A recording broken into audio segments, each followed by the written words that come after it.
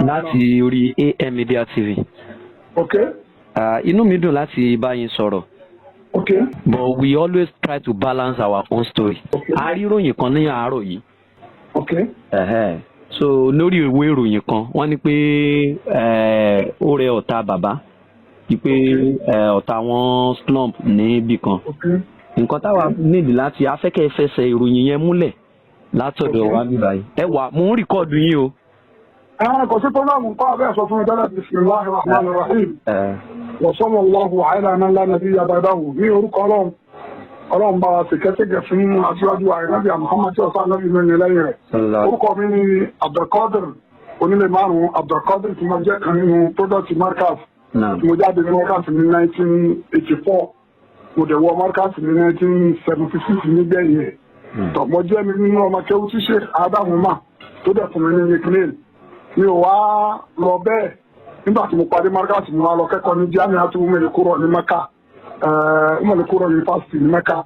Mo wá parí dé ń bẹ̀ tọ́ mi ò wá fi bàbá àtòní náà kalẹ̀ tọ́jẹ́ fi pé nítorí tọ́lọ́run. Ìtọ́jú àbájá wá nítorí tọ́lọ́run ìfẹ́ yẹn ọ̀gbọ́dọ̀ ní irọ́ nínú ọ̀dọ̀gbọ́dọ̀ lábòsí nínú torí kéèyàn lè láti bọ̀ tán dáadáa.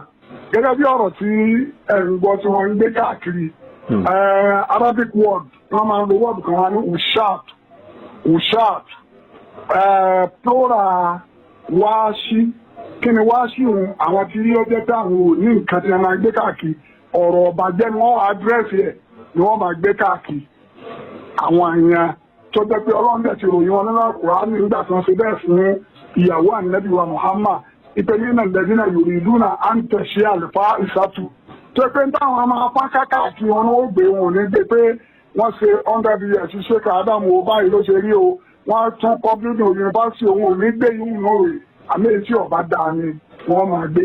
Ta ni ẹ̀dá náà tí ò ní rẹ̀ láyé wọn àṣubú bí wọ́n ṣe wí yẹn ní wọ́ọ̀dù tẹ̀lú lójú àbí ṣùṣubú náà kọ́ yẹn. Wọ́n náà ní ìtọ́sán sọ yẹn. Àwọn àṣubú mo dẹ̀ fi Ọlọ́run ọba búra mo fi Ànábì Muhammad sallallahu alaihi wasallam tó tí Ọlọ́run dá tó jẹ́ pé òun náà ló mú ẹ̀sìn Islam wá tí ó sì ń gbọ́ níta àwọn ìta sì ti jábọ̀ pẹ̀lú ẹ̀dá okúrọ́ mọ́ mi. Nítorí àbá máa ní pé kéèyàn máa sọ Ànábì ní sòdodo bá àbòdodo kòrò. Kúlẹ̀ àkọwàlá ọ̀pánà múra. Wọ́n ṣeun wọn ọ̀dẹ̀ tó paralyze bákan náà. Tọ́ ẹgbẹ́ kẹ́lẹ́ ní wọ́n tó fi lé gbogbo àgbọ̀ kọ́ tó bá já sí pé bẹ́ẹ̀ ni òkè káwo ti Ọlọ́run àmọ́ tó wá jẹ́ pé kò rí bẹ́ẹ̀ pé rọ́ ni wọ́n pa pẹ̀lú òògùn Ọlọ́run gbogbo ẹni tó gbọ́ àtẹnitọ́ gbà àtẹnitínú rẹ̀ gùn òun ni wọ́n paralyze òun ni wọ́n dẹ̀ ṣubú. Torí ìṣẹ́bọ́ ni wọ́n ṣe dẹ́ ni òun fi ń rìn àwọn sì ní kò rí bẹ́ẹ̀.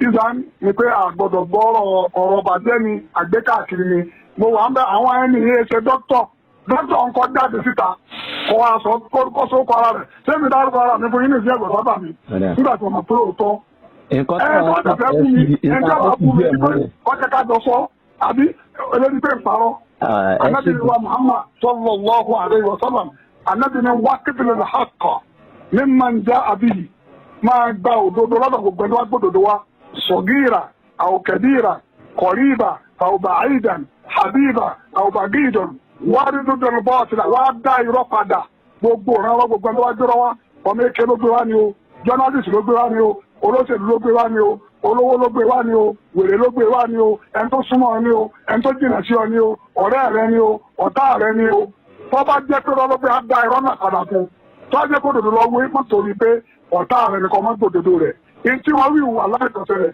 àwọn ọ̀gẹ̀rẹ̀ mo tó sẹ́yìn ojú báyìí wọn àṣubú. Èmi tí mo tó sẹ́yìn wọn ni èmi àbẹ̀fádì mo tó sẹ́yìn wọn kò á sí tó sẹ́yìn mi títí tó fi di àárọ̀ yìí pátápátá. Àmọ́ àwọn kan wá ń bẹ tọ́jọ́ pé níbi parí ọ̀rọ̀ mi gbọ́dọ̀ méjì náà ni Ọlọ́run ti sọ pé anzari tahun amulam tó ń sírí mu láàyò. Kò sí tó wọlé wí kọ́ àti alápadà rí dé máa kà ń sọ̀rọ̀ wọn ní yẹ́s wọ́n gbé sọ́dún ni wọ́n ṣe fún un. Tí n bá tọ̀rọ̀ ń sọ̀rọ̀ tí n bá kọ̀rọ̀ sí gbogbo ẹ̀ ló tún wá nǹkan ní náà wí.